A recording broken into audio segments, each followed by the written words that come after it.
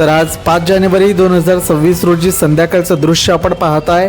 वाडा भिवंडी रोडचं काम सुरू असल्यामुळे शिरीषपाडा येथे जे एका साईडने रस्ता खोदलेला आहे त्याच्यामुळे जर आपण पाहिलं तर खूपच लांब वाहनांच्या रांगा लागलेल्या आहेत। खूप मोठी ट्रॅफिक या ठिकाणी लागलेली आपल्याला पाहायला मिळते।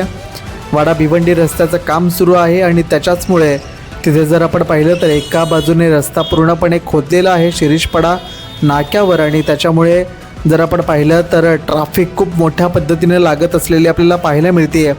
वाडा रोडला देखील खूप मोठ्या रांगा, दुसऱ्या बाजूला कुडूस रोडला आणि इकडे जर आपण पाहिलं तर अघई रोडला देखील खूप मोठ्या रांगा वाहनांच्या लागलेल्या आपल्याला पाहायला मिळतात। बाईकस्वारांना देखील खूप मोठी कसरत करावी लागते या ट्रॅफिकमधून निघण्याकरता।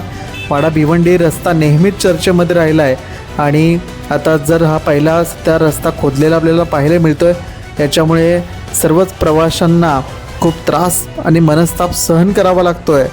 लवकरात लवकर रस्ता कधी होईल याची वाट सर्वजण पाहतात।